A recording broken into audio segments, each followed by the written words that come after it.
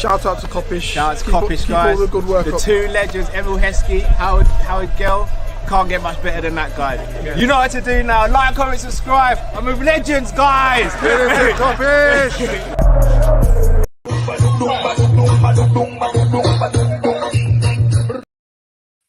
Yes, people. Wagwan. What's happening? Listen. Match review time. Sorry, guys, for the delay. Unfortunately, Cal won't be able to make the match review, but he will be back on Monday, so don't worry about that, people. We're still going to celebrate. Big up everybody on this blissful Saturday afternoon because Liverpool have just beaten Wolves 3-1. What an easy game.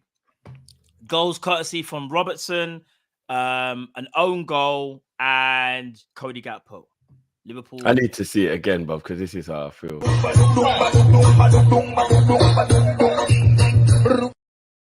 Hey, That's vibes. how I feel. That's how I Vibes feel, right now. It's just vibes, people. It's vibes. But now, bigger everyone in the chat. Listen, if you haven't already, smash that like button, subscribe to Kopish, all that good stuff. You know what time it is, people. We're gonna chop it up now.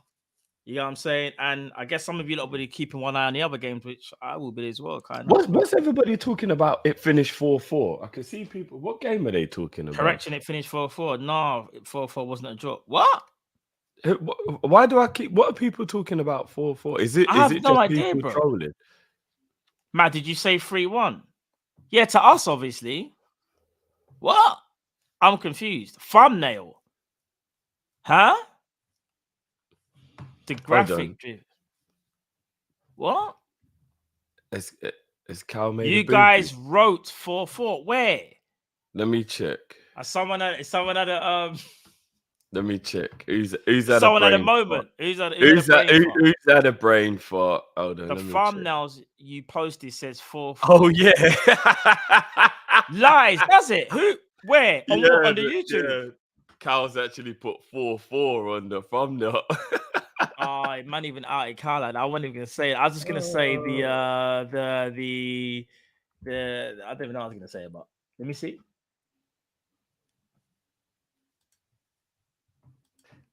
Honest mistake. He's actually got something important he had to do, so that's why he made that mistake. Easy mistake. I just see it now. That's crazy. Easy mistake. Crazy, man. Wait, that time is. Yeah, I guess let me get him to fix that. Wait, 1 sec. 4-4. Anyway, we back, baby. No, but we moved though. We move. In it, the algorithm made the mistake. You know what I'm saying? It was the algorithm. It's the algorithm, innit? They don't want us to win round here. You get me? They don't. Do you know how blessed I am right now? Jeez. Wasn't easy, people. But we kind of made it look easy in the end, though. I can't lie. We kind of did. I want to get to player ratings straight away, but is there anything that you want to talk about just before we get into player ratings? Because I kind of just want to get into it and... Yeah, I mean, we have to start with a customary fuck you, Wolves. Hold that. Obviously. You know, they beat us last year, so we have to get one back. And it's nothing personal, but this is to every team. Yeah. And again, I just want to say that again. It's nothing personal. Yeah. But you see anybody that's ops, which means that's everybody, not Liverpool. This is what we say to you lot. Go suck your mother. Me ready for 1 hour no ramp with come them big in your mama. Go suck. Yeah. Come them big in your mama. And that. Yeah. That me I tell you, pussy. All right then. That's what we think of ops, yeah? That's what happens when you play Liverpool. Know yourself. Those are the vibes. I'm on violence, and it's only 3:08, bro. Only 3:08. It's not even 5 o'clock, bro. It's not even like, you know what I'm saying? Early evening time. But we don't care right now. It's vibes. It's going in. Don't care. But no. What I was gonna say though, before we quickly get into play ratings, is I just think we need to kind of just show a bit of appreciation to Jurgen Klopp, who a lot of us were doubting during that game because tactically, when we saw the inverted thing, we were just like, has he lost his mind, bro? This guy actually now I mean, thinks I, he's better. I don't know, I don't know who we is, but I No, know. don't do that. Don't do that. You was there as well, bro. I wasn't there. I You wasn't was part there, of that bro. conversation. Don't lie. I Fam. wasn't there for that conversation. Was you? Remember, I jumped in half. Remember, I jumped in half an hour into the And what first did you half. say? This is you. Yeah. While setting up, I saw. Because remember, you said you saw. Yeah, but I wasn't part of the conversation. But you saw the Yeah. I inverted think you should have had a flat back foot. I don't think inverting was a good idea. So you was on the same I wave as wasn't me part then. of the conversation. I don't know. You weren't going to be part of the conversation. I don't know but what was you part lot of it, said. though. You lot was probably talking bare smack. I don't know what you. Is it one of them ones? Yeah. Okay. I don't know what you lot said. I'll have to watch it back in it. I don't know. Joey G Defense League is out here to play people. Listen, no, it's got nothing to do with Joey. I don't know what you lot was talking about, so I'll have to watch it back. I can't conspire to be part of a conversation I haven't heard because I don't know what was said. I'm pretty sure you heard that conversation, bro. No, honestly, I did. Bro, you forget. While you were in the background, bro, you was there in the back. Remember, the viewers can't see. I can see. No, but I was talking to the missus when I was in the background. No. Yeah, but you saw. Like, I couldn't hear what you're saying because bro, listen. We won the game. Just know, I know that you know, innit? It's one of them ones. I know you know. Honestly, I didn't hear it. But cool. But now, listen, all jokes aside, whether people were part of the conversation or not, I think a lot of people were thinking, and I was one of them, saying, bro, the inverted thing for Gomez, this ain't it. Like, this guy does think he's Pep and he thinks he's John Stones. We're not doing that. And when we actually changed formation in second half, it changed everything. So you have to give props to Jurgen Klopp because for so many times we've all gone and said he's only got one way of playing, innit? And when it comes to actually changing things around, sometimes Klopp can be very stubborn. He won't even change the tactics. He'll just change the personnel and just think that's going to change everything. So we have to give him props. Have to. And I think this season, more so than any season probably in the last 2 years, you can see a bit more of a radical Liverpool where we will take more chances. Like going to a flat 2 in midfield, I can't lie to you, that is bravery because you're almost saying we don't really care about possession no more, but when we go forward with the ball, we're going to cause you problems. And hence why you were saying, Jiflat, you understand the two creators in centre mid. Yeah, because if you're chasing the goal, you need to try and keep as much creativity on the pitch as possible because there's no point being defensive when you're losing. That's what I love about my manager. He's not one of them managers who will... You have to really force Klopp to be defensive in terms of like, he wants to win the game. Like a lot of managers, and sometimes it works, but a lot of managers like Conte and Mourinho and, you know, Nuno Espirito and, you know, like those type of managers that are quite pragmatic, they would probably have like 2 sitting men in that midfield that have no creativity, but they like that protection that they're giving the front player, that they're giving the defenders, like a McTominay and a Fred, or like a Basuma and what's my man that nearly left but he didn't in the end. What, from who? From Tottenham. Basuma? The other one who nearly went to Man United and he played every game last season. Oh, Højbjerg. Yeah, like managers like that like to have 2 players like that are just more defensive minded, and then they sit there and they don't bring any creativity, but they bring protection to the defense. I can understand that when you're protecting a lead, but if you're losing the game, then what good does that do you? It does you absolutely no good whatsoever. So that's the reason why I was proud of Klopp for keeping it more offensive. And the fact that Jones and Szoboszlai aren't really good at it or anything like that, but they have a bit of street wise about them in that role. They're not completely clueless. It's not like they just ain't got a clue what to do in that position. They actually are quite street smart when it comes to playing that role. I think they proved it today. I think in the under-21 tournament, Jones proved that he's a bit street smart in that one. So yeah, you know, I like the fact that we kept that creativity in the middle. And you know why else it was needed as well, Matt? Because we stopped pushing forward with the fullbacks as much. Therefore, Yes. it was a lot more of a flat back four, and every now and again Yeah. they would come for, like I think Robbo towards the end was a little bit more adventurous. At the beginning of the first half, he was a little bit more comfortable, and then he as the half went on and we realized we had a bit more control of the game than we thought we would, then Yeah. Robbo started to push on a bit because we had control of the game. But I think initially they were doing the flat back four thing, meaning it wasn't as big of a deal that we didn't have as much defensiveness because the back four was staying as a back four, so it was harder for Wolves to break us down as well. So Agreed.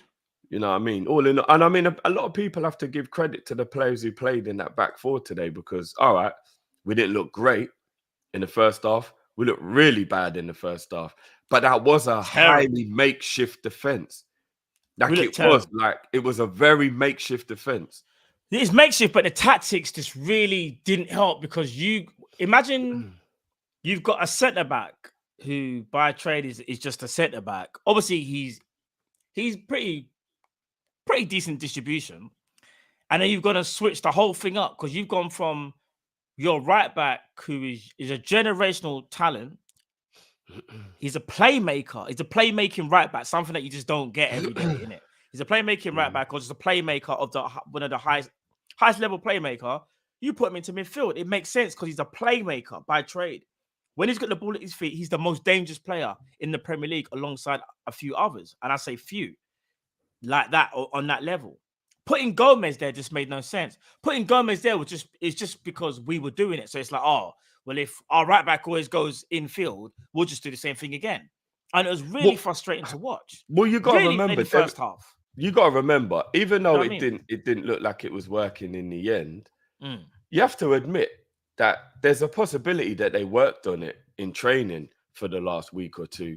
And in training, it did look like it was working. It was just a bit harder for Gomez to implement it in an actual game when he's never actually played there before. But maybe in training it was working, and it made Klopp think to himself, do you know what?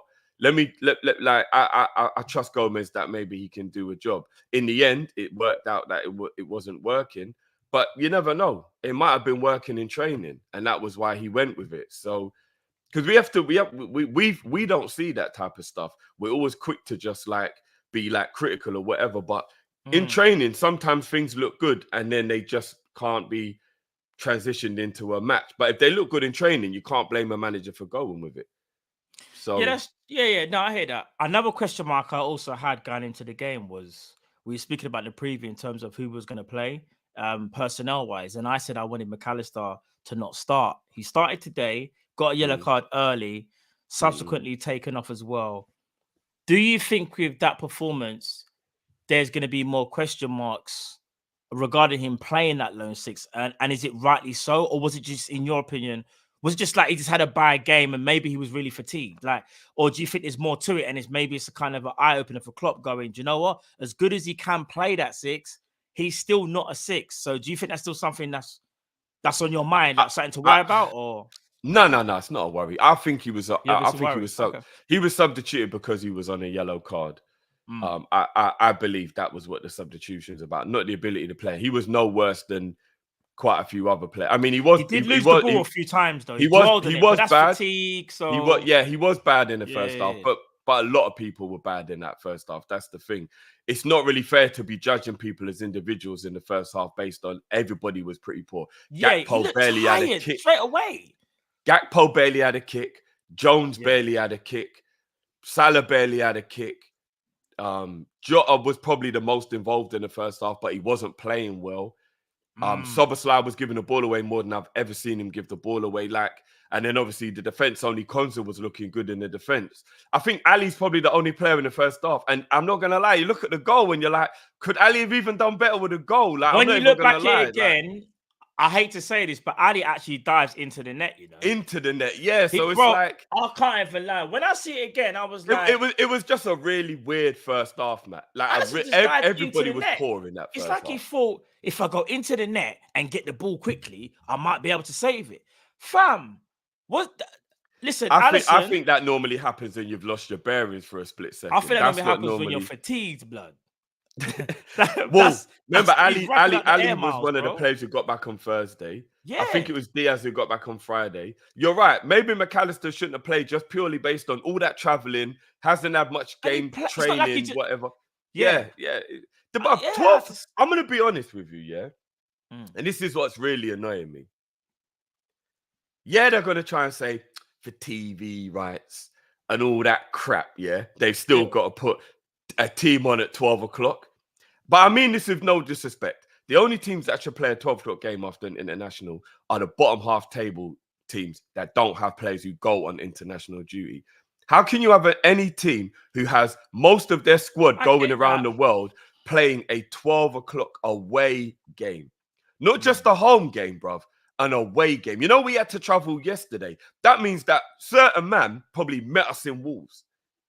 Man who got back yesterday probably met us in Wolves, bruv. No, certain man probably, or probably just said, Klopp said to them, do you know what? Or man didn't even go home. He still got the same suitcase, man, come back from South America. Man just went straight for international duty. Yeah, meet us at the hotel Molyneux. You know what time it is already. What, like, but in all honesty, it should be like Burnley versus Sheffield United as a 12 o'clock game or something like that. Because none of their players really go on international duty. No, all right.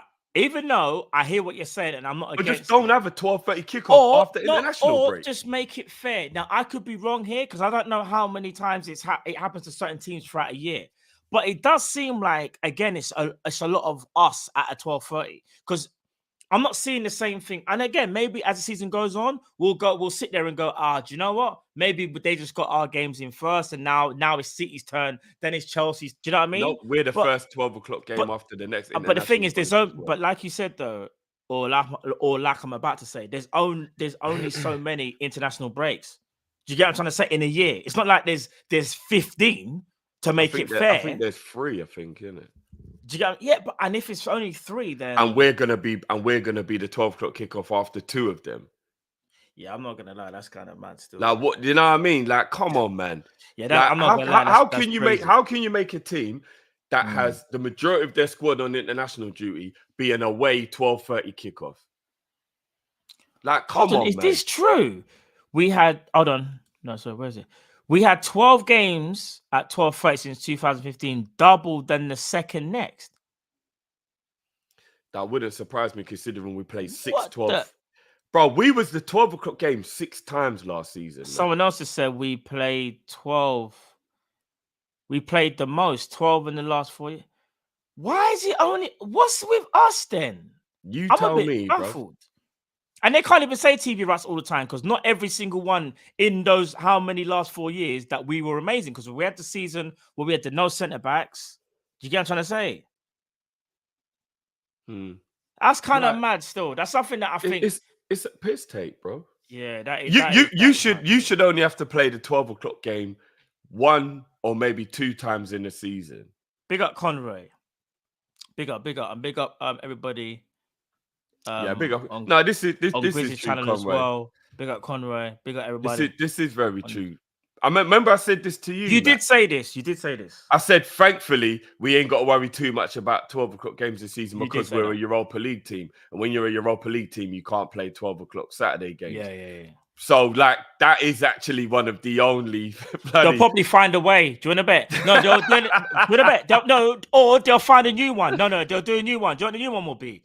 Yeah, we'll put you on a Sunday, but we're giving you 12:30 kickoff. Like, yeah, what? Hold on a minute. Yeah, 12 o'clock kickoff on a Sunday. On a Sunday. 100%, bro. They'll change the rules, bro. You know what time it is. Yeah, 100%. Oh, we're doing a test. This is the first year. They're trying their hardest, bro. They're trying their hardest. Someone said Brighton. Brighton are beating Man United? Are they winning? A man said Welbeck in that. I'll reserve judgment until the game's over. Yeah, let's wait and see. But I did say that's going to be a tough game for Man United, though. That's going to be a tough game. You lot just quickly as well? We're gonna go to the player ratings. What's the Man City score? They got West Ham away. West Ham away. That's a tricky game still. Tricky game. I still expect City to win, but I think that's a little bit tricky. They'll win it, but it's a tricky game. West Ham are a very good team at the moment. It's a tricky game. Yeah, for real. Oh, it's 0-0. Lallana assist. Jeez. Oh, okay. Still doing bits. People. So basically the referee. What happened? If people are saying 0-0, that means that the goal must have been disallowed. Someone said Harlem is a sitter. Oh, you know what? Oh, sorry, Man City games 0-0. Oh, sorry, Yeah, sorry. I forgot to do my ACCA. You know, I was gonna put this at people. If you wanna win something, I don't know if it's too late. It's to be too late now, but this is my predictions. Yeah, just quickly. Villa will beat Palace. Fulham to beat Luton. Brighton to beat Man United. Spurs to beat Sheffield United. Are you ready for this? West Ham to get a draw against Man City, and Newcastle to beat Brentford. Yeah, I said that. That'll be my ACCA still. If I was going to do one today and I missed the cut-off point. My ACCA's not doing well at the moment. So, Bro, remember the ACCA that lost me out the other day? The one team that let me... Bro, I kid you not. I don't even want to... In fact, let's not... I think, you know what? I think I made a mistake based on like them being at home. But then they might still win it. I've gone Arsenal to beat Everton. City to beat West Ham, Tottenham to beat Sheffield United, Man U to beat Brighton, Chelsea to beat Bournemouth. West Ham are getting a draw. You know why? That's my ACCA. I think Man United is the only team that's going to mess up my ACCA. That's only for certain. But they might still get the win, though. They actually might still get the win. It's early doors. West Ham will get a draw because Lucas Paqueta is upset he didn't get to sign for Man City. Kind of his own fault because he was involved potentially in something. It don't look like it's affected him, though. He's been playing well. I know. I think he's going to ball out. I think West Ham are going to cause Man City problems, even though someone did say that Haaland missed an absolute sitter. So, yeah, that I might have to cool down with that one. But I'm saying West Ham get a draw. How about Paulinho signing a contract extension? There has to be a release clause in there. I was thinking that, but it wasn't mentioned. Bro, he was so mad. If I'm not mistaken, he didn't fly back to Fulham straight away. He stayed in Munich. Human emotion on the spot, you can understand anybody would be mad. It doesn't necessarily mean he's mad at the club to the point where like he don't like them anymore or anything like that. But no, that's true. But this is what happens. People need to look at there's certain times look at an extension and go, what's actually happened? He got a pay rise and there's a release clause. I guarantee you. I bet if there is a release clause, I'm reckoning it'll still be about 60 million, though. It won't be a cheap release clause. No, but they're just protecting themselves by getting that release clause in, knowing that the Bayern Munich will come back in with a fee that they think they will meet. But I'm telling you, they said to Paulinho, we're sorry we couldn't sell you to Bayern, because remember, Fulham feel sorry, and when I say sorry, they were supposed to get in a replacement. They couldn't get a replacement in time, so they had to pull the plug on the Paulinho deal. I'm telling you. He said to them, "Give me a pay rise. I'll stay for a year." If I'm being honest with you, all the reports, not one person mentioned a release clause. And if there was, I think they would have known. I don't think there is one. I just think they've given him a pay rise to apologize, and he's thought, fuck it, I'll just stay. I think there's release clause in there, personally. And he probably had 3 or 4 years left in his And remember, sometimes release clauses don't get revealed straight away. I'll be real with you. They don't. But we'll see what happens. But yeah, we will. But back to the game. Let's back to the game. You get to the player ratings, bro? Yeah, let's do it. I've actually, do you know what? Before we do player ratings, let's set up these supers. Yeah. Big up. Tom Izzy's been a member before. I definitely know that isn't the first time. But big up Tom Izzy for jumping back in the members. As always, big up each yourself, and every. Bro. Maths Talksport are onto Gomez. He is washed. Maths, he's not washed, bro. I know he ain't the greatest player in the world anymore, but he's not washed, man. And he had a good second half.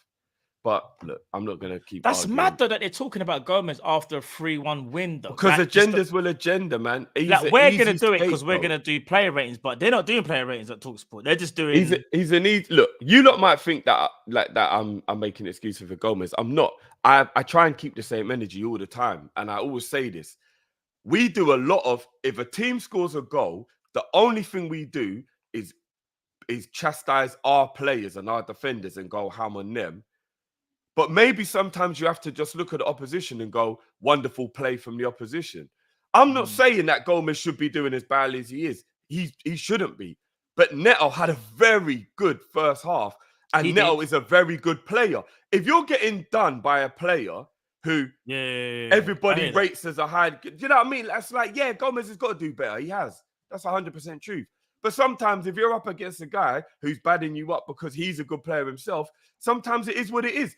In my opinion, a striker or a forward player is the one in control. defending is actually quite difficult in the nature of what it is because you aren't the one in control of the ball. The attacker is. And the attacker is always the one who's normally the better player. So if you're getting skinned up by a very good player, it's just such an easy way to go, he's shit. It's like, all right, if that's how you want to run it. When we see Szoboszlai badding people up, we rate the attacker. We don't go, oh, look how shit the defenders are on the other team. We rate the attacker. When Mo is badding man up. So why are we like, I'm just saying, man, keep the same energy because it's so easy to just keep on slating off one of your own defenders if they don't do exactly what you want and have a flawless game. But the attacker was very good and it's a good player. If I saw Joey getting skinned up by like Oliver Skip, then I'm going to be like, whoa, what's going on here, bro? Then I'm going to be like, whoa, Joey, what is going on, bro? Man said Oliver Skip, you know, bro. But if I see man getting done up by Pedro Neto, who's been Wolves' best player this season and is a wicked player, like sometimes you just have to think, raw. The attacker's having a good game. Joey had a good second half. Like I think some people got PTSD. I can't be asked anymore. I can't be asked. It's fine though. And I'm not even having a go at maths. I'm just saying, like, because I've seen loads of people in the comments today just grilling Joey, just grilling him. I'm like, but the guy had a good second half. Did he not redeem himself? He did. No, he did. That's the thing. I think people. Like, come on, no, Jim. Let's save it for the plate rate. Yeah. We'll talk about Joey. Maths also says, Matt, since Klopp cleared the basement in the summer, who's next in line for basement settings? Ooh, do you know what? I'm looking at the table now quickly. I'm gonna say we might not see Adrian because obviously Keller is second choice, but I think Peter Luger might push him to fourth. Another person we might see is, you know what? I'm gonna be honest. Other than Adrian, and this is not me disrespecting it, the basement might be closed this season. Oh, Endo, yeah. No. We're not putting him in the basement. No. What I'm saying is this. We're not putting him in the basement. I find it kind of mad that Gravenberch, and even though I wanted this to happen. Oh, do you know what? Simicast might be in the basement, you know. Simicast signed a new deal, bro. No, but he might be in the basement. No, but you can't sign a new deal. Origi signed a new contract and got put in the basement. No. Origi signed a new deal and got put in the basement, bro. Nah, do you know? No, but Simicast signed a new deal, fam. Is that official fresh. As well? Yeah. Because I haven't actually fresh. seen anything. I believe it's fresh. Still, but yeah. Other than them, like big up Sadiq. Says glad we got the win. And we can enjoy the weekend. You'll never walk alone. Very true, Sadiq. Because I'm telling you, I told you, now everyone around me is going to be like happy because I'm going to be happy. And the day feels better. Feels better. I needed this. Trust me. I needed it, man. LFC Network, big up, bro. Says, Alhamdulillah. I hope I said that right. 3 points in the bag. Winning streak continues. Also, it was my birthday. Yes. Hey, big up yourself. And I think it's been a while since we've seen LFC Network as well. Big up yourself, bro. Yeah. Happy birthday. No, for real.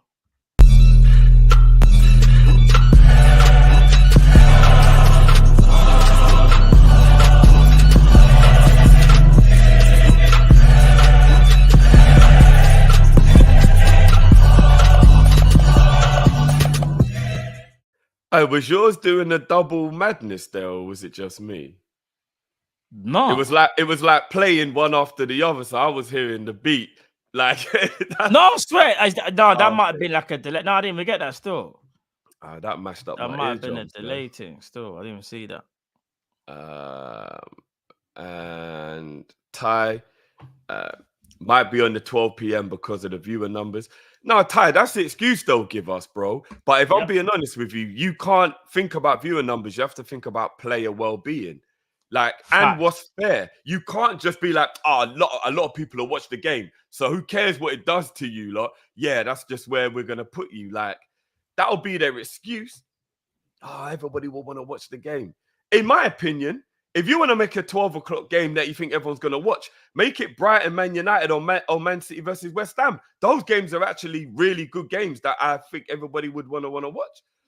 Liverpool versus Wolves isn't actually as an attractive of a game as those games. So if it's for numbers, then make the Brighton Man United is definitely going to be the game everyone's going to want to watch more, in my opinion. So yeah, sorry, I just saw Ruben Diaz smash the back of Antonio's head, but like it was accidental. He tried to header the ball, but like he missed the ball and just clattered into the back of his head, bro. But then, man. Mad thing. Nicky, we've shown some excellent resolve so far this season. Yeah, we really have. We have, because We really have. we've gonna go down a few times this season, and we've had to come back. Still, I can't lie to you. And sometimes we've been in a game when we thought it's one of them days we're just not gonna win, especially that Newcastle game. In fact, I'm arguably gonna sit here and say it's early days, but that Newcastle game might have given us that extra spark that we needed. I'm telling you. It was echoing. I thought so. Yeah, man, you might be the only one who heard it. Yeah, everyone's saying it was. Yeah, for me, it was going on like a madness in my ears. All right, let's try something. Let me see. All right, let's do a quick test, people. Hold on 1 second. Hold on. Let's do a quick test. All right, rivals. Come them big in I am mama. I hear that clearly, or did you get the double? Nah, it's doing it again. They got a double gun them. Oh, is it? I can hear it. I can hear it normal on mine. Yeah, maybe it must be you then doing the. Hold on. No, but it can't be me though. It's you frapping about in the background, isn't it, Matt? Bro, I'm not doing nothing. All right, are you not getting double on this? All right, rivals. Go suck your mother. Suck your mother. Me ready for Get double on that. Yeah.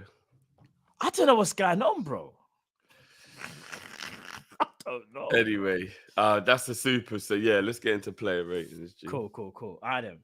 All right. This one's gonna be a bit techie, you know. Alisson Becker. But I'm not gonna lie. If we deep it, fam. He actually didn't have much to do, but then the one thing he did was kind of poor. His distribution was very good today. I can laugh now, only now because we won the game.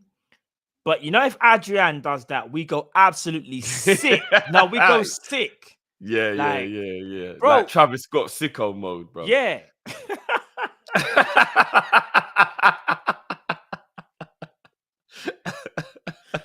I'm not gonna lie, fam.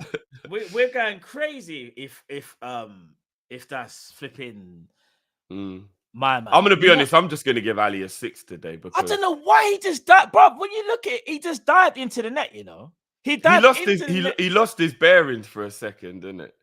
That is crazy.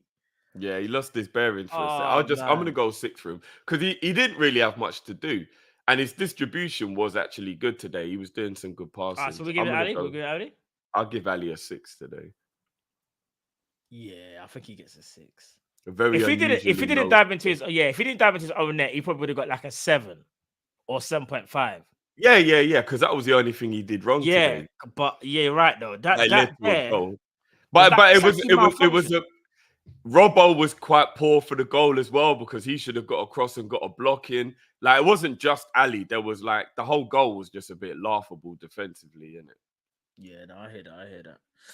All right, this is where it's gonna cause some techiness. Joe Gomez. I'll go 5.5 to a 6 for Gomez.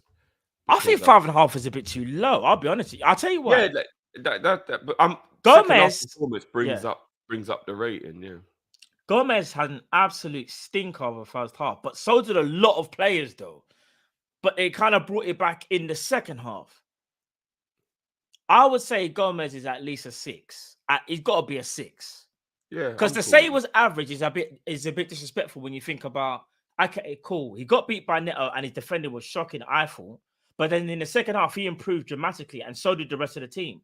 And it's a goal for West Ham! Oh, it's James Ward-Prowse! Bring it back, bro. It's Ward-Prowse! Bring it back, bro. Ward-Prowse! What did I say?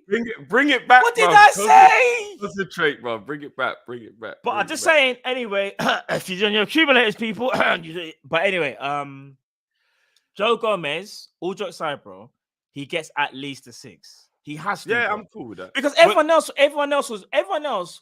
was bad, and we were cussing out saying, "Raw, we need to make changes." And he wasn't the only person that we were thinking. In fact, you know what I'm going to say? He definitely gets a 6. I'll tell you why. When Cal asked me and you what changes you would make, we both didn't pick Gomez, you know? Gomez was by far not the worst player. So he wasn't the worst player on the pitch. Because if he was, man would have said, take off no. Gomez. There were a lot of players that are worse than him in the first half. There you go. And like I said, it made him look bad. Yeah. Or it highlighted him because Neto was having a brilliant first half. And obviously the winger up against the right back, you're the one who's being made to look foolish, innit? Yeah. But other people in the pitch were a lot worse. In the first half, I think Gakpo, I think Jones, I think McAllister, I think they were all worse than Gomez in the first half. McAllister was poo. Yeah, they were. They were in the first half. They were worse. And Joey me, rectified his second half performance. What and we he say? played with I say, should we say 6.5? I think 6.5 because he made a lot of good interceptions in the second half. And you know what? He was better than Ali. If you're actually thinking about it, he did have a better game than Ali. I don't say it. There might be the same. Just now that you said that though, might be. I say might be. It's because when he got beat, didn't Thingy fizzing the ball to the back stick, and then how did they score again? How did they score again, bro? They scored because Neto absolutely done Matip. Remember, and it was the cross. Didn't he bend up? Oh no, it's the one where Matip was showing the belly button thing, innit? Yeah. It was Matip. Yeah. All right, cool. We'll leave at 6.5 then. Calm. All right, then next will be who was right side centre back? Joe Matip. He done that, but he done the whole but I'm gonna still give Matip a 6 because I think in the second half he was really good. He did improve. Like the rest of the team, he improved, didn't it? I think Matip was good in the second half and he made a couple of really good runs and some good passes into midfield. He was absolutely terrible in the first half, but I think he massively improved. So I'll give him a 6. I have noticed as well. I think we played an ever so slightly deeper line because you can tell Matip hasn't got that same. Matip was never Matip wasn't rapid, but Matip was still like kind of quick because he's got a long stride pattern. But you can tell he's lost 1 yard. You can tell he's lost a yard. You can tell. Yeah. So we have to play a little bit differently. All right. Kwanzaa. Jarrell Kwanzaa, bro. I thought. For me, I'm actually going to give the kid an 8.5. I thought he was actually really good today. I thought Kwanzaa was exceptional. Yeah, he was. Started his first game of the season, knowing the pressure that was put on him today, knowing that all Liverpool fans have been shouting for a centre back. He's going to be watched like a hawk. Klopp likes to always big up the youth, and he actually stood up to the test, bro. He stood up to the test. For me, he gets 8.5. Let me ask you a question, and I'm not. This isn't an agenda. Let's not get carried away, though. No, I'm not getting carried away. Yeah, go on. I'm just asking you a question, and this is why sometimes it's difficult to be objective. I get it. I'm a Liverpool fan. It's very difficult to be objective. What is the difference between Kwanzaa in terms of ability and Colwill? I think Colwill playing a season in Brighton is ahead of. But that, I was going to get onto that next bit though. I'm just talking about ability. What is the difference between Kwanzaa and Colwill in terms of ability? Colwill's got ability. Kwanzaa's got ability. One thing I will say though is when you play in the Prem, it's not just about ability; it's about mentality. You have to remember Colwill's played. Well, we haven't seen Kwanzaa's mentality yet, so we can't judge it. No, I know, but you're saying what's the difference? The difference is that Colwill has played a season for a very good team, but that's what I was going to get to. Whereas Kwanzaa's doing it now, but on a bigger stage. So then, that's what I was going to get to. So the only difference between the two of them, in my opinion, is that Colwill was 1.5 years ahead in his development because he's been having first team football in the Premier League. Everybody's gonna think, oh, how can you say that? But if Kwanzaa had gone out on a year-long loan, how do we know he wouldn't have become what Colwill did? Because 12 months ago, nobody knew Colwill was that good. Hold on, Jeff. I just got something in my eye. Yeah, just do you know read that? If they see. Just read that through the comments. Yeah, cool. Give me 1 second. Give me 2 minutes, but let me get something out my eye. 1 second. Yeah. 1 second. He never until 12 months ago, nobody knew Colwill was that good. He went out on loan and he had to prove himself.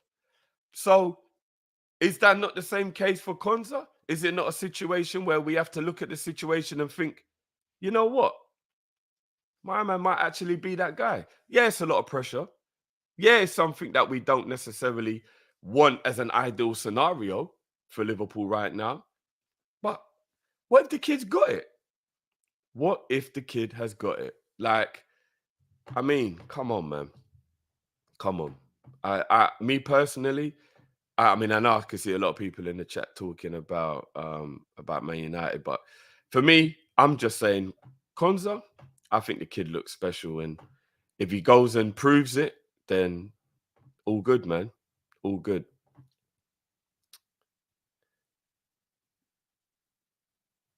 Save off the line.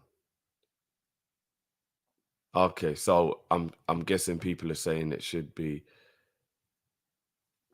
Yeah, I know Konza went to the championship, bro, but I mean like that top level Premier League. If he'd have gone to a team like Brighton, who, let's be honest, Brighton developed talent really, really well. It's one of the best teams that you could have one of your youngsters go to. And that's what's helped to make Colwill. So in the end, Colwill might actually be better than Konza. That's not what I'm saying. I'm not saying Konza's better than Colwill or nothing like that. I'm not saying that in the slightest. But what I am saying is, I look at them both. I look at their structure. I look at their physicality. I look at their attributes, and I don't really see any difference. The only difference I see is that Colwill just looks more seasoned, and he looks more experienced, and he looks more ready because of that. Like, that's it for me. Like, if I'm just talking about pure ability, I genuinely don't see much difference between the two. Colwill's been having a rough time of it now. He's in the Chelsea first team. Let's not get twisted. He ain't exactly looked brilliant since he's been playing in Chelsea first team. I know Chelsea all round have been quite poor. Like generally speaking, so maybe it is hard to judge him. He had a really good under 21 Euros. So, of course, I know he's a good player, but let's keep it a buck.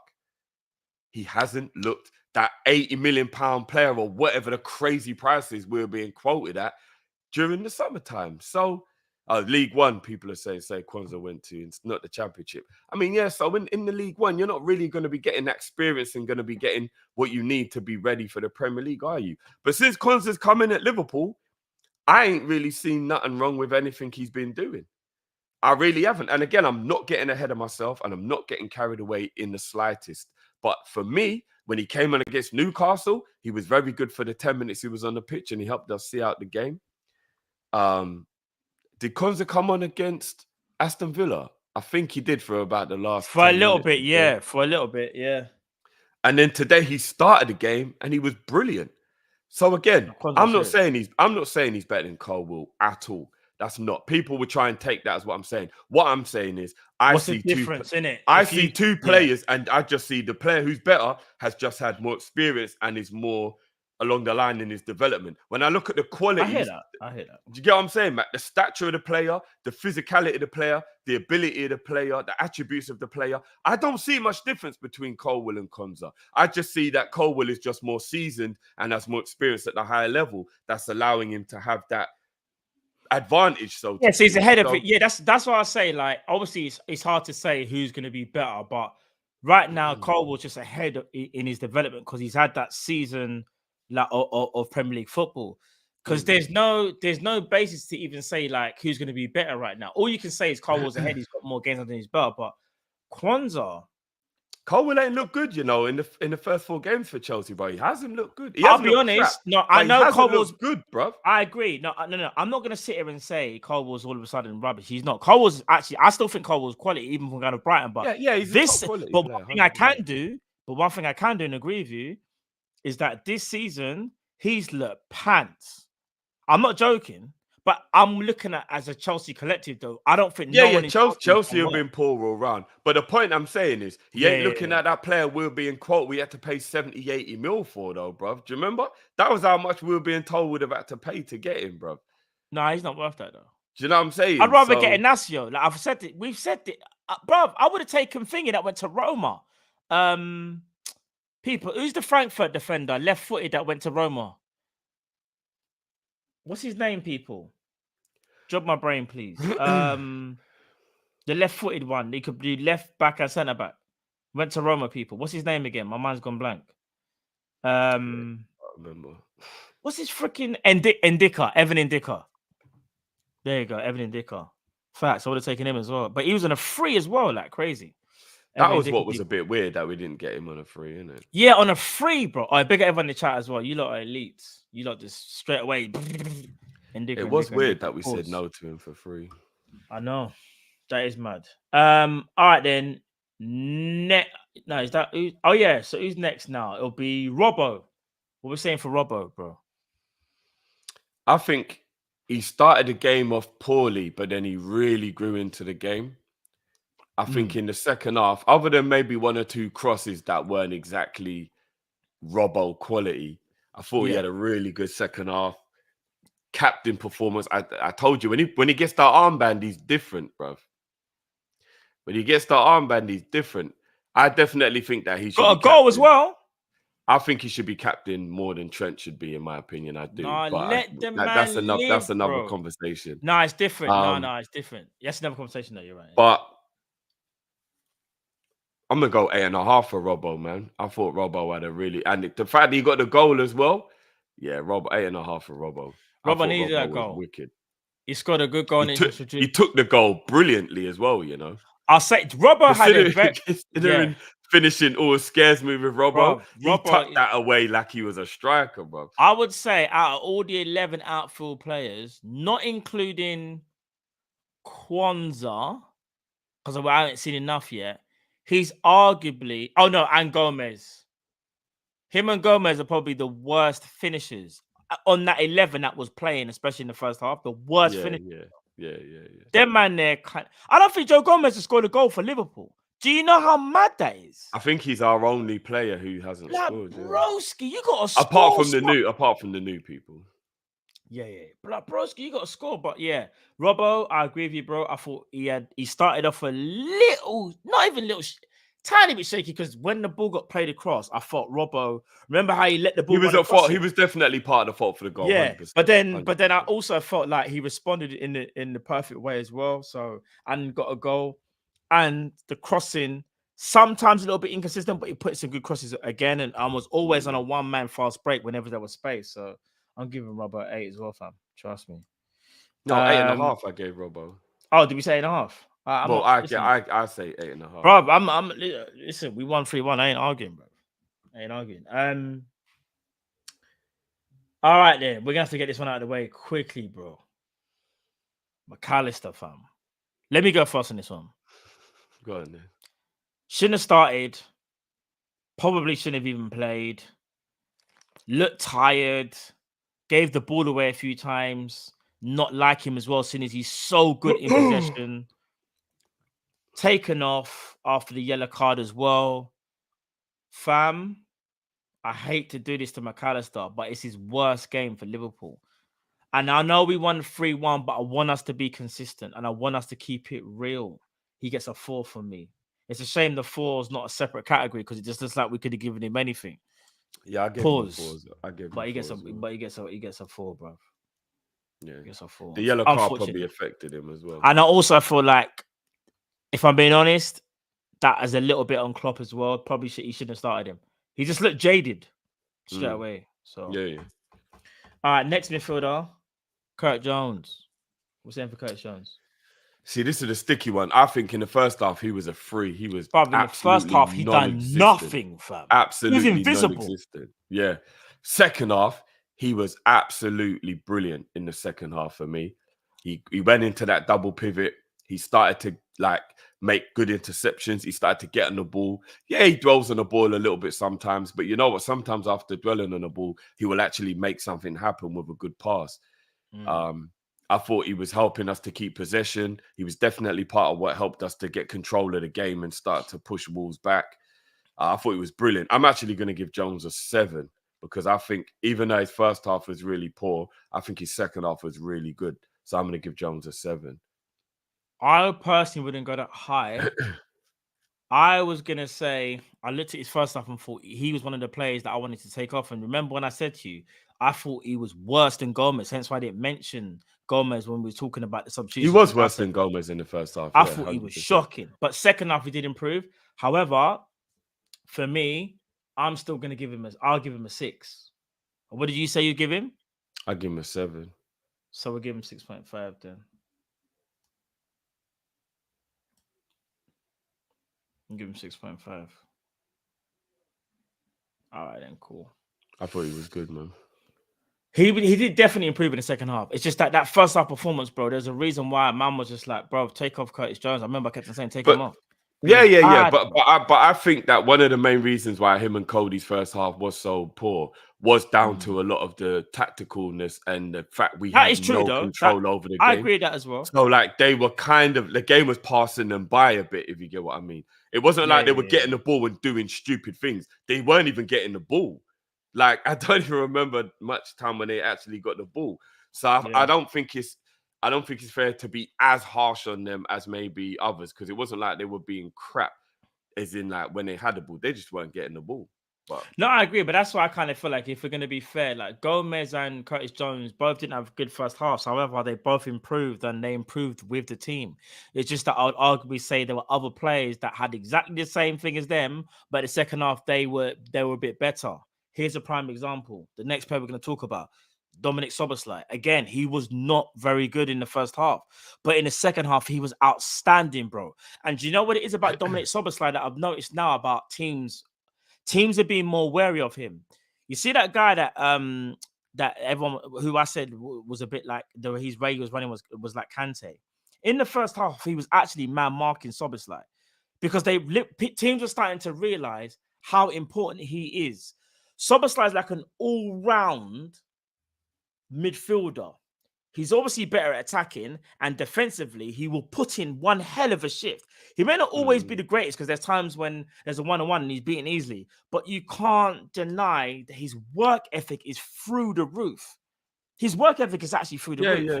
Yeah. And to go with his technical ability as well, I have to be honest. Like I think Szoboszlai in the first half was like a 6. No, man. Or 5.5. No, bro. Like, Leave what I'm about to say. Szoboszlai was a 4 in the first half, bro. He was giving the ball away. No, that's shit, worse bro. than no. They wasn't the same as McAllister. He was better than McAllister. Well, then maybe McAllister needs to be lower. Then he was better than McAllister. Well, then maybe McAllister should be lower. Szoboszlai was not. If you really want to do that, half. we can. If you really want to put McAllister down to a 0, no.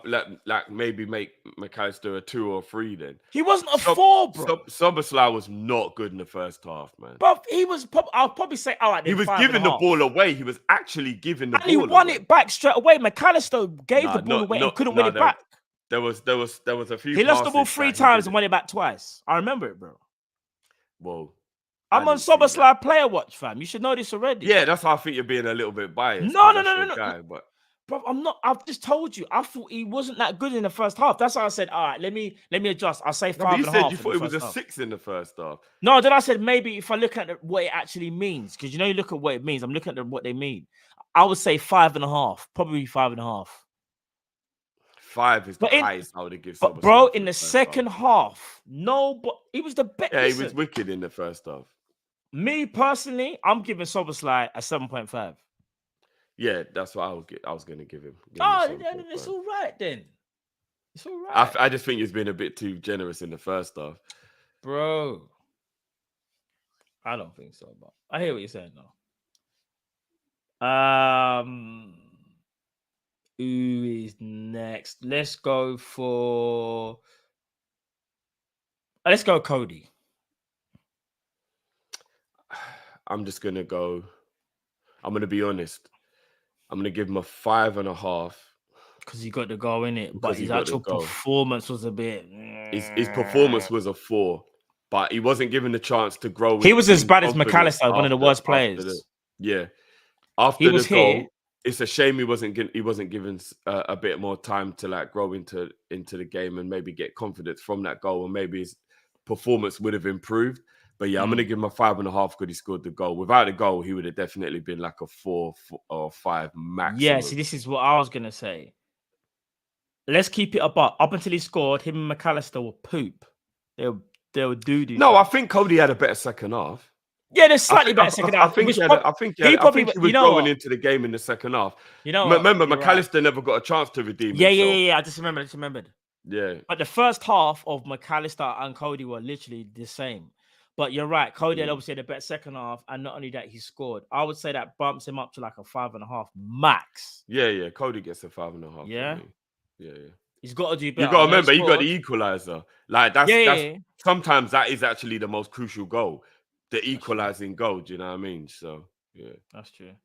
Let's go to Diogo Jota. and I don't think it was his fault for how uninvolved he was in the first half because we were all crap and we didn't have any control over the game. Yeah, that's true. That's true. Jota started off a bit funky, innit? But then remember, Jota got a serious assist, though, you know? Yeah, well, assist of the assist. I don't actually think because he nutmegged thingy to Mo and then Mo put it across the face for Gakpo. Oh yeah, that was like he got the assist of the assist. Yeah, you're right. Jota was another one of our players that was really bad though. You know, he missed that absolute sitter in the first half. I want to sit. I mean, by Jota standards, it was. What, the one when the ball got thrashed across and he didn't hit the target. His movement was brilliant. He peeled off, found the space, but man hit that into row Z, bruv. I was no. That was a bad miss. I wouldn't say it was a sitter, but it was a bad miss, though. It was a bad miss. I just remember Cody's miss in the first half. Yeah, but Cody's one was worse. Oh, man. No, I think they're about the same. I think Jota and Cody's misses are about the same. You think? No, because Cody, the ball seems a bit slower, no? Cody's had to come across him, which does sometimes make it a bit more difficult to get the connection. Jota's one, the ball was coming onto him. That's a right footer's dream. And the ball's rolling onto you. You're just supposed to clap that, bruv. Cody's one, the ball came across him. Do you know what I mean? It's a bit harder to hit the ball when it's coming across you. I think Jota's one might arguably be like he should probably do better with. Either way, they're both very similar. Like they should have done better, whichever way you look at it. Whichever way. Do you know what's funny as well? I can laugh at it now because we won the game. Mo and Soboslai's efforts, when you actually look back at them, were fucking terrible. When it looked like good defending, when the Wolves players were blocking and then the keeper made that save. Go back and look at it, bruv. I need to look at it again. Soboslai and Salah's efforts are, bruv, it's like a 5-year-old is taking the shot. Bruv, they are so bad. Bro, they are so bad. Go back and look at it, bro. It's like, again, and don't get me wrong, both of them, it was on their weaker foot. Soboslai's shot was on his left and Mo's shot was on his right. So I get it was their weaker foot, but both of them should have actually scored or done way better than they did. If you go back and look at it, yeah. I need to say again, you're probably right. Now I'm thinking of it now, because what makes it worse is both players know the defenders, because they're all central in front of them. And they were kind of pea shooter kind of shots. They weren't like, they weren't like, them heavily. And they were just like into the congestion. Yeah, it wasn't. They weren't even was no thinking like, go top left, bend bend it around. Like, there was no thought in it. It was just hit the target and just kick it down the middle. Like, it was terrible. It's terrible. I hear that. But we won the game, so it is what it is. But yeah, both of them should have done better in that scenario. Yeah, what we saying for Jota? I think Jota should get 5. 5? Yeah, I think we might even be being generous to give Jota a 5. No, he was really better than really McAllister. poor. McAllister's a 4. That's what I'm basing it off. He was better than McAllister, but he played the whole 5, game, right? Or not the whole game, but he played a lot longer than McAllister. Yeah, 5. I say 5. Yeah, 5. Yeah, 5. 5. Yeah, that. All right, then. I was just talking about him. We're going to talk about Mo. Should have really got a hat-trick of assists, but Harvey Elliott freaking didn't hit the target. Or his shot wasn't hitting the target. So this is what's crazy, bro. Mo went absolutely missing for about half an hour in the game. He did, you know. We were talking about how he wasn't involved. Because he was playing down the middle. And again, we all disagree that Mo down the middle is a good idea. So we all agree that Mo down the middle isn't a good idea. You and me both are on the same wavelengths of like, there's a possibility it might be Mo saying to Klopp, like, play me down the middle, and Klopp's giving him the opportunity. It might work. Because it is a bit weird that he does play him down the middle. And he didn't really have a great first half. Yeah. Mo, he didn't. He wasn't really involved. So I know I'm going to sound like I'm being a bit stupid with what I'm about to say. But the impact he had on the game once he realized Wagwan, it's crazy. Because I'm giving Mo Salah man of the match. I'm giving Mo a 9. Bruv, the way he realized he needed to get involved, and the way he got involved, and I don't care if they're going to discredit. Man of the match. I don't care if they're going to discredit Mo with the assist. It was clutch though. It was clutch because of the Can't thing. even lie. Mo got a hat trick of assists for me. I don't care about the deflection and the technicalities and all that crap. I'm giving Mo man of the match. He took the game by the scruff of the neck. He did. Do you know what it is? When you think We of won Mo the game Salah- because of Mo. We No, won no, the I hear game you, because I of hear you, Mo. I hear you. What I He was took the game by the scruff of the neck, bro. Here's what I was gonna say. When you think of Mo Salah, you think of decisive, you think of world class, you think of elite. In those moments, here's the thing: for me, a world class or an elite player is also a player that doesn't necessarily have the greatest of games, but can still affect a game at the highest level. We're not talking about the one-off assist, like he just got one assist and we just gone, oh yeah, well, he was missing, but because he got one assist, we won the game. And be like, nah, bro. But he practically done it 3 times. And they were very intelligent passes as well. They were. Like, you know what I mean? I'll be like real. And he went missing in the second half, in my opinion, because he was where he's playing. And what's crazy? Yeah, is, that was a positional team. You see, in this new age world that we live in now, we get obsessed with players being involved in the game all the time. But I do remember a simpler time where forwards, especially in a 4-4-2 or a 4-2-4, like what we were playing in the second half, your forward would barely get a kick, but they scored a winning goal, because as a striker, that's what your job is. So even though I was getting annoyed that Mo weren't involved in the game, that's because I know what Mo can do when he is involved in the game. If you think about him as a striker, he wasn't involved in the game because we weren't really doing what was needed for a striker to be involved in the game in that way. So I'm not going to be too harsh on Mo in that regard, because he's kind of just playing the role.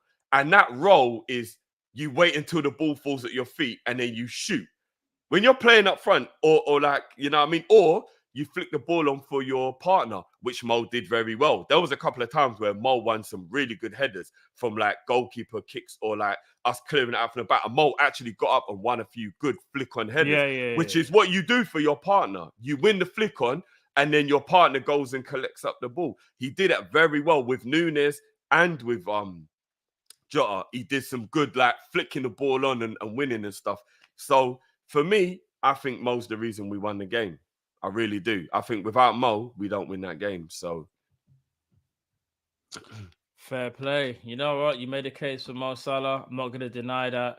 I thought Salah was sensational when he actually, almost like you said, defied Klopp's instructions.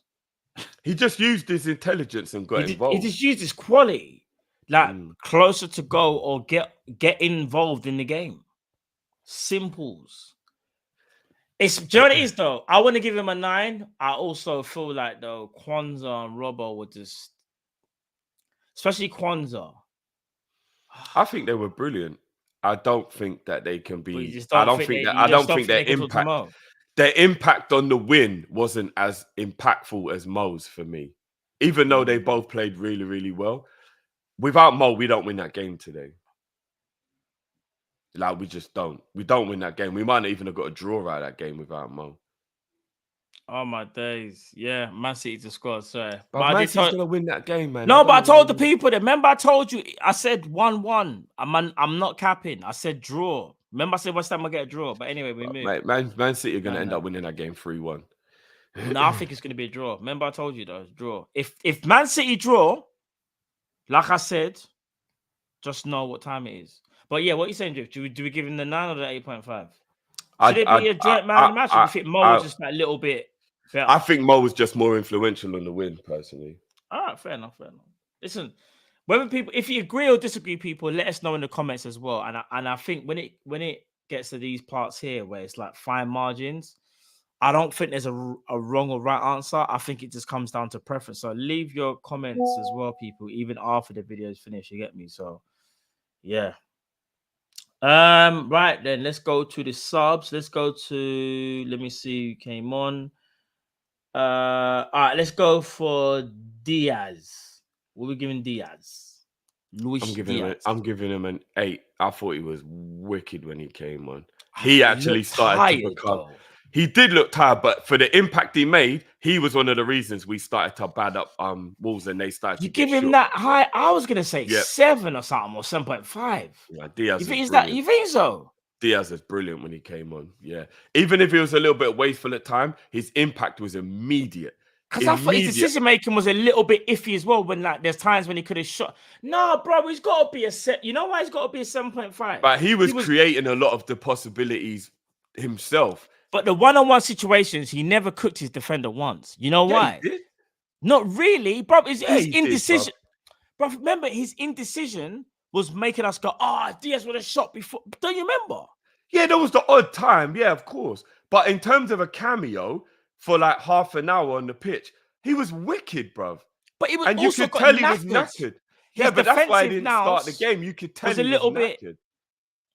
I think Diaz is one of the other reasons why we started to take control. Like they got shook. They realized, oh shit. Like they had to like be a lot more wary and couldn't push forward because they knew we had Diaz on now. And Diaz was going past people and coming into the middle of the pitch. And I thought Diaz was wicked when he come on. Maybe that's just me, but what did you give him? I give him an 8. I'm saying 7.5. People, what are you saying? 7.5 or 8? Because we ain't got Kyle. We need the equalizer. Quickly, people in the chat, quickly. 7.5 or 8. Let us know. Quickly. What's everyone saying? He did make impact. It's just, for me personally, I thought it was okay. So 2 7.5s, 2 8s straight away off the bat. So 2 2, a 9, 7.5, 7.5. Another 7.5, 7.5, there's more 7.5s so far. 7. All right, Drift. I think the people have spoken. It does seem more 7.5s. But bro, remember, we're talking about half a mark. You know, like none of us are wrong, by the way, either. It's just half a mark. Seen a couple 8s coming in, but it's all right. We'll go 7.5. What you saw too? Oh wait, hold on. All right. Drift wants to make this all right, bro. Well, we're gonna have to really tally this up or something. Is that what you're gonna do? That's all right. Just give him 7.5. I think it's a little bit disingenuous, but bro, it's half a mark, bro. I know, but 8 looks better, isn't it? He was definitely one of the reasons said the we same won the person game. said 8 3 times. Yeah, people trying to cheat there. Just for the people them that trying to cheat. Oh yeah, I see Dr. 21. You think I'm allow it, man. Allow it. Just for the you're doing too much. You're doing too much. But yeah, we'll give him 7.5. All right, cool. Another one. Darwin Núñez, bro. What we saying for Núñez? Again, very impactful in terms of roughing up the defense, giving them something to think about that they hadn't had to think about. Bodied my man to get us the goal. So he was like the assist to the assist. So yeah, very crucial that part. And I will say this though, he should have scored. You know that one where he had the one-on-one, even though the first touch, like you said yourself, the first touch should have been better. And I agreed with you. And I said it's I said Diaz's touch should have been better. But you said Núñez's touch should have been better, no, as well? No. I mean, it could have been better. It wasn't the best touch in the world, but I think Diaz was the one who ruined that move, because if Diaz's flick to Núñez had been good, Núñez would have been able to get his shot off first time, but he had to take a touch because it was a poor pass. So yeah, I mean, maybe he could have done better with it, but it was good goalkeeping as well. Keeper came out, made himself big, smothered the shot.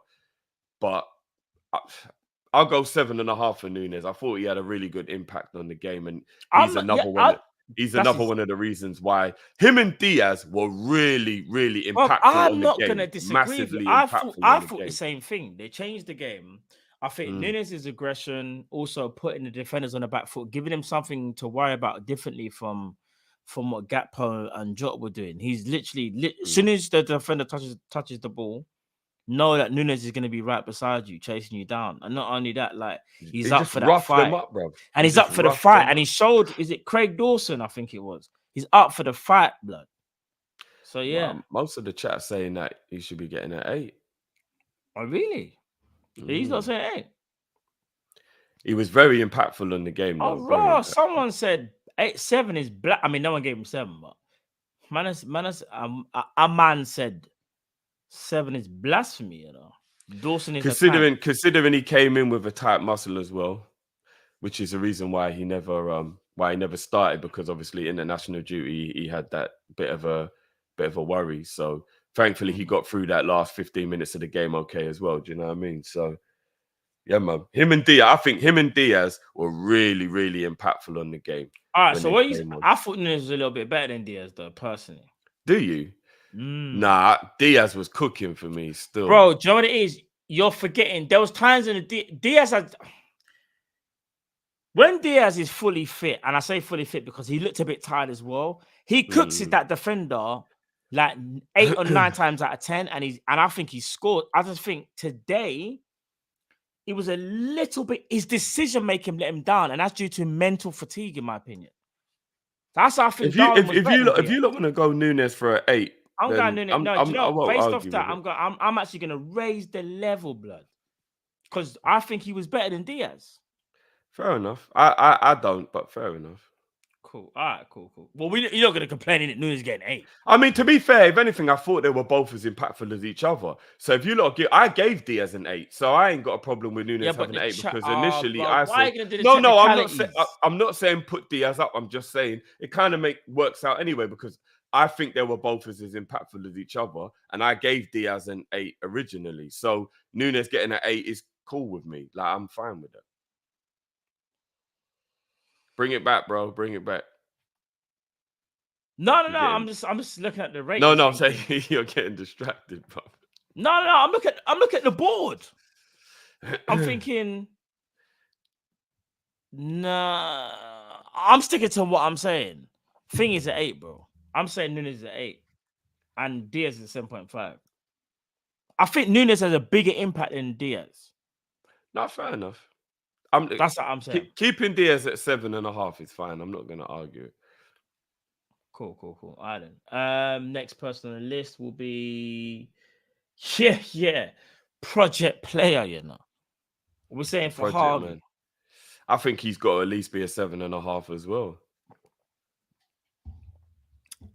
He gets a 7.5 for that goal that he scored. However... At the beginning, he was pants. For the first 5 minutes, he was non-existent. Let the ball go off the pitch twice.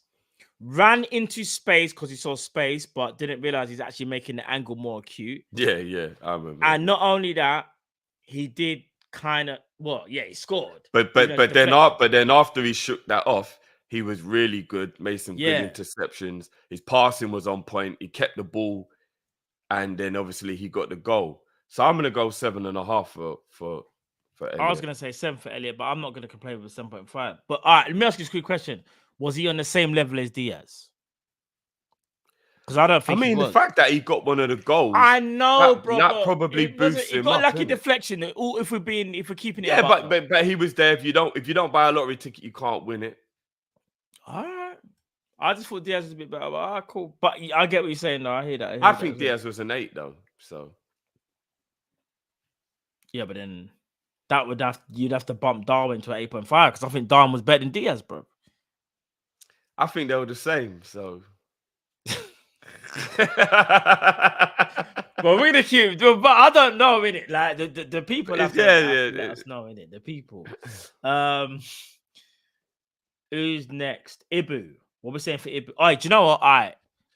He was only on the field for 8 minutes, though. It's a bit. Was he on the field long enough to? When he stepped onto the pitch, I thought he commanded. However, he had this one mistake. He was good for that 8 minutes. He made that one mistake, though. Do you remember when we were like, remember when we said, what's him and Ali were doing some madness, bro. It was like, what the? But they actually didn't lose the ball in the end, but they scared me, though, bro. Yeah. They scared me, bro. When Ibu stepped into the pitch, I was gonna say 8. I thought Ibu was immense. Yeah, do you know what? He actually was really good for the 8 minutes he was on the pitch for real. Yeah. He actually was. I nearly forgot as well. Ryan, what he said about he should have scored. He bet. No. I wouldn't say he should have scored because it wasn't an easy chance. He tried to do a bit much. I'd give him a 6 for his little cameo. No, it's got to be better than that, bro. He You was think good. he was more than? You think he was more than above Bro, he's a average? 7, bro. He was good. Bro, you're Why- doing too much, bro. You're not doing enough, fam. Even though that skill was wicked that he did, other than that, I don't really Bro, know the if he first did person, anything else. the first person, it says 7. That's he was good, bro. Gravenberch was good. No, but he was only on the field for 4 minutes, bro. He was He was only on the field for 4 minutes. So is it an NA thing then? No, I would say if you're gonna rate him, I'd give him a 6. But 4 minutes, man. He was on the field for 4 minutes. Gravenberch, in its style, in its style, it's aesthetics. Alright, cool. Oh man. I hear what you're saying. All Alright then. Sadiq said Ibu gets a point for every minute he played. That's true still. That's fact. I'm not gonna lie, Ibu does give you a level of security that you can tell is the difference. Yeah, like bro. You feel you know what? I've got a feeling. Clip me up if you want. I don't give a shit. I've got a feeling that within the next 24 months, Ibu and Kwanzaa could be the absolute truth as our centre-back pairing. Like, I've just got a feeling of just big, powerful, physical, athletic centre-backs. Early to say about Kwanzaa. It is, but from what I've seen already and the confidence he's shown me already, I'm not going to lie, but Kwanzaa might be the truth. He might be the truth, bruv. He really might. And I'm not trying to put pressure on him, but he might be the truth. The kid looks good, man. Bro, when Ibu steps onto the pitch, it's hard to, like, bro, he's quick, he's agile for someone of his size. Don't get me wrong, with Ibu, every now and again, this is not every game, there might be that little thing where you go, oh, no. But other than that, and that's why, again, it's about experience and just playing more games and understanding. Like, I'm telling you from now, I've said this already. He's already one of the best young defenders in the world. Ibu will be a world-class defender, in my opinion, in about 2 years' time, where it'll be undeniable. Because right now, people will just say, because of his age, they'll flex and say, yeah, for his age, like he's got world-class. I think the injuries are what are getting in the way of him. Yeah, because he's a world-class talent. He's a world-class talent, in my opinion. If you gave Ibu, Luis Suarez, serious. If you gave Ibu Luis Suarez level fitness, I think he'd already be that world-class best centre-back. But because the injuries keep on interrupting his progress, it's making it harder for him to fully become that guy. Do you get what I mean? Let me put you like this. Ibu walked in and Gomez and Matip hadn't been phased out. And he's gone in there and made himself the number 2 next to Virgil. That's kind of a bold statement considering what's happened with Matip and Gomez over the years for Liverpool. Like when they were in their peaks, both of them in their primes, however you want to see it, or when we were chasing trophies. Ibu's gone in there and shook that whole thing up, blood. That's testament to him and his ability. That is a brilliant. I also agree with what you're saying as well, Jeff. I think you're right. If it wasn't for injuries, we might have. Some people might already be sitting there going, "No, Ibu's one of the best defenders in the world. He might even be and again, maybe people could say I'm getting carried away. That's fine. Let me live. I think without the injuries, Ibu would be the best centre back in the league. He's got the ability to be the best centre back in the league. It's not even a debate. It's not a debate for me. I think without the injuries, he'll be the best centre back in the league. I'm not saying it'll be by a country mile. Diaz is still an absolute G. Obviously, there's a few other defenders who obviously are really good, but I just think from the moment man was manning a match in that Champions League final against Real Madrid, I was like, nah, this kid is it. Like this kid is it. Do you know what I mean? Yeah. And it's just the injuries, unfortunately, man. It's just the injuries, unfortunately. But yeah. I heard that. For some reason, we haven't got Jurgen Klopp. I don't know what's happened. We might need to readjust that. Still pause. But what we giving Jurgen Klopp? I know Klopp ain't here, but what we giving Jurgen, bro? I'm going to give Klopp a 9. I think in the first half he was a 3 or a 4. Because obviously he was the one who tactically had us playing with the inverted and it wasn't quite working, etc. Definitely wasn't working. Yep. Even though, like I said, I think it probably worked in training, but then whatever. But to make a change at halftime and not even dwell on it or wait around, to actually make a change at halftime, bring off arguably the worst player, who was also on a yellow card, so I think it was tactical as well. Yeah. Switch it up, change the formation, bring in players, and every substitution was made at the perfect time, and every substitution made a perfect impact on the game in the position they were sent on to do. Yeah. I've got to give Klopp a 9. He absolutely turned that game around for us, and he's the reason why, with the tactical flex and the changes, reason why we won the game. So it was his fault we were behind, but he rectified it, and then it was his fault why we won the game. Well, it was he's the reason why we won the game. So I'm going to go for a 9 with Klopp today. Jurgen Klopp started the game tactically in a chokehold. It was really bad. We looked really bad. The inverted thing didn't need to be there with Joe Gomez. And not only that, the spacing between midfield and attack the gap was so big, you couldn't put patterns of play there.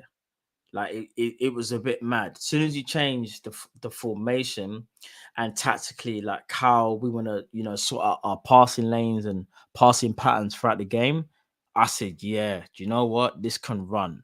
Have to give him praise, because there's a lot of times when we sit here and go, Klopp only knows one thing, and it's like 4-3-3 and just gegenpress, for example.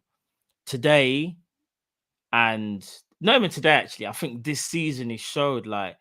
Big up Jean Grey in the chat. Jean Grey, Mark 2, I believe. I think that's her full name. Klopp made a quote where he's like, it's not year 8, it's year 1. It's year 1 of this new team. That's what he means when he means year 1. I think it definitely this is the biggest. This is a revolution for Liverpool. This ain't an evolution, it's a revolution. Do you guys want to say Klopp's kind of ripped out the blueprint and gone, okay, cool. We might start the way how you expect us to start in terms of what you expect. But during that game, you're going to see a whole heap of different madness, because whatever scenario presents us, we do have a solution. And so far, correct me if I'm wrong, people, we found a solution for every single problem we have faced. But Matt, why? Am I lying, and people? again, Put one in the chat if you agree. Whenever people used to go ham at Klopp for decisions that he was making, and again, I'm not saying that there weren't some poor decisions being made, but I said it at the time, and everybody just kept saying I'm making excuses because they want to run their agenda or whatever. Sometimes, if you've got an opinion, what you got to do, and I've learned this as I've got older, if you've got an opinion on something and somebody disagrees with your opinion, you have to try and understand that the difference of opinion. Sometimes two things can be right at once, or you have to kind of understand where that person's coming from instead of just being so angry in what you think your opinion is. And that's what I think a lot of people are doing with Klopp. I wasn't defending Klopp because I'm just defending Klopp for the sake of it. What I used to say was a fact. There was nobody on the bench that was there to give him options to do many things different to what he was doing. And yes, the commander-in-chief of Hendo and Milner and stuff used to annoy people. I know it did. It used to annoy one of our very own members. You see, man, warming up on the side, like, oh, my days, is Milner coming on again? But what did I used to say every time, Matt? Milner's playing because nobody else is good enough to stop Milner from playing. The squad is so thin, the players aren't good enough. That's the reason why Milner is not playing. So why the reason Milner is playing. If Naby and Ox and Jones and Thiago were doing their job, Milner wouldn't have been seeing no pitch, bruv. But because their man there weren't doing their job or they were always injured, Milner was getting bare pitch time. Look at our squad now, bruv. Whether you rate Endo or not, he's still a very good squad option. He wasn't even used today. Look at the bench. Look who came off the bench today, bruv. Diaz, Nunes, Gravenberch, all came off the bench. It's quality, bruv. We've got quality now. Klopp can use... Elliott, bro. Harvey Elliott. Well, yeah, and Elliott. Yeah, sorry, yeah, I shouldn't have left Elliott out. Klopp has got options to be able to change games now that in the last, say, 3 years, he never had. Because he'd look at his bench and he would see no one who you know what I mean? It was Milner.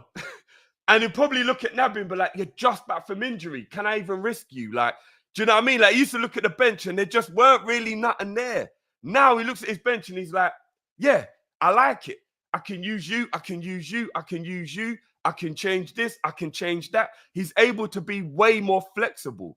Plus, we're a year down the line for people like Gakpo and Nunes, who were very new. So now they're a lot more comfortable. It's a bit easier as well. When they're in their first year, it's harder to, do you know what I mean? Yeah, of course. Tell them what to do. And we got a bit more flexibility. Last season, for half the season, Jota weren't even available. So he didn't have that option either. Like, you know what I mean? It was ticky. We've got the quality now. And again, I'm not trying to do the comparing thing, but you go and take other top quality managers, your Fergusons, your Wengers, your Peps, your Jose's and all that stuff, brilliant world-class managers. If they've got a shit bench, there still ain't much they can do to change the game, regardless of how good they are. You know what I mean? So off the bench, of course, no one's denying that. I think we have that now, bro. We have that again. Now. So, I think there's an argument, because I know what you're saying about the whole we got quality, and we do. But I think there's another argument in terms of, and again, it's a story for another day, but just like the players that you potentially was in, you could have signed or didn't sign, like but that's all hearsay. We'll never know who, why, or what we didn't get a player. So we can't keep dwelling on that. But what we do know is everybody's been questioning, like, let's keep it a buck. In the Newcastle game, people questioned Klopp's tactics, they questioned his subs, and then when it worked, they realized the method to the madness, because everybody thinks they know more than Klopp, and everybody wants their player to be the player that plays, and why are you doing this and why are you doing that? But look, is what it is. Man's got the options now. He couldn't make the changes last, or maybe he was making similar changes, but the personnel were just shit, so it weren't. That's true though. Yeah, I hear that as well. Do you know what I'm saying? But again, it goes into a deeper thing. Maybe that's something that we could talk about on Monday. Actually, I will say that. I believe that's what the player ratings, people. That's what the player ratings still. Yeah, very, very happy with this win, man. Very happy. Gas for this win. Do not underestimate a 12:30 kickoff away after the international break win against the team who it is a tricky opponent. Yeah, they're not a great team, but it is a tricky game. Do you know what I mean? And you know what maybe happened as well, Matt? That first half an hour when they were absolutely battering us in terms of like, because they were, yeah. Maybe that was a lot to do with them having that. We're the home team, we're on a high, and like we weathered the storm. Because when you play away from home a lot, you have to weather that storm. Maybe that's what it was. No, of course you do. You have to. Maybe they were just so much better than us in that moment. Not even necessarily just about us. Like, they were just up for it. They were on it. They're the home team. A lot of their players have had more rest than us over the break. And, once the quality was able to catch up with the effort, then Wolves couldn't handle us, because effort can only last for so long, innit? Do you know what I mean? Like, and their effort, you saw it, bruv. They were the walking wounded at the end of that game, bruv. I saw about 8 men at the end of the game. They had about limping, 5 men on the stretcher still. They did. They had what was so limping, funny bro. is every time someone got taken off, they'll show the next man. The next man says onto the pitch, and another man is sorting out his bandages. But it just looks. I'm not gonna lie to you, Wolves they're in a mess this season. Yeah. They were the walking wounded. Still, I'm not gonna lie. They look like in a mess. I can't even lie. But fair play to them. They gave it a good go, though, man. They did. They caused us problems. Dynamic addition, great win. Big up, Kop-Ish, and up the effing Reds, bruv. Big up, man. Definitely. Big up yourself, brother. Mac 10, you never walk alone. Klopp with good options is scary as. Can't say that it's not. It's only 4:30, but facts. Big up, Mac 10. But yeah, listen, people, we're gonna draw it here to a close here. I'm seeing United down 2-0. But it is what it is. But you know what? Even though we want to laugh at them, they're actually losing to a brilliant team. To a very good team. No. So, if it was like Sheffield United and they were 2-0 down, then I'll be like, what is going on? But Brighton are actually better than Man United. So it's actually not laughable for them to be losing to them. It's actually they are. But no, listen, big up all the Liverpool fans. In fact, big up the rivals even if you tuned in as well. Big up Troops for dropping in as well for a little bit as well. Big up everybody that's tuned in, that watched Liverpool win 3-1. Potentially thought we might have lost, but you know what time it is this season. It looks like where we could be cooking something. Big up Nikki. International break is a dry digestive biscuit. Hey, Nikki, the digestives are the one though, They're the I know you ones like your still. digestive still, innit? I know you like the digestive. There's drier biscuits than the digestive still. No, that is true. That is facts. Oh wow! But now, 3-1. people, listen. Love for the love. We'll be back, obviously, on Monday for the Monday night show. Obviously, you know it's going to be a good show. Football is back. Premier League is back. We can actually chill now. Go and enjoy your Saturday. Hey Matt, Do you know what I'm saying? Yeah. Oh my God. Hey, listen. United. I'm not gonna lie, fam. That are they? Are Man United at home? You know. Yeah. But Brighton are a better team than Man United, though. Yeah, but to be 3-0 at Hey, home. Nicky, chocolate digestive might actually be the best biscuit ever made. So yeah. Hold on, Drift. West Ham on the counter. Hold on. Right there. Come on, People, man, you're in Benrahma. Hold on. Dreamland. Oh, for flip's sake, yeah, I was in Dreamland. But You're you in never know. Dreamland, man. But remember, people, I did say this. I'm not missed it, Matt. But I did say United would lose on my ACCA. And I did say Man City will draw with West Ham. I did say this. But we'll see City what aren't happens. going to draw with West Ham. Okay. City. They're going to draw, bro. But anyway, people, love for the love. Like I said before, we'll be back again on Monday Big night up show. everyone. You should have all three of us for the Monday night show. And stay tuned to the socials as well for anything that might. Oh happen, wow, you know. Tottenham are losing to Sheffield United. Oh shit. At What? home. Yeah, At Q, home. if you done the ACCA like me, if you done an ACCA, I told I'm you. glad I Man didn't City now. just scored. I told you. Did they? Yeah, I told you, man. That game's gonna end up 3-1. Like, Did they I score? don't know. Yeah, I don't know why anybody. Are you sure, even... bro? Who said? Yes, who said bro, that? 100%, bro. They just scored. Where? I'm Says looking who? at it right now, Bro, don't let me. I'm looking at it right now, fam. Let me see. Bruv. West Ham have scored, bro. It's Hold on. 2-1. Let me see. People, what's this? It's 2-1, bro. To who? To Man City. Are you sure it's not West Ham? West Ham on the attack? No, bruv. Are you watching? No, people, is just chatting. Is he chatting or is he But people chatting? in the chat, I'm not chatting rubbish, bruv. Man City's winning.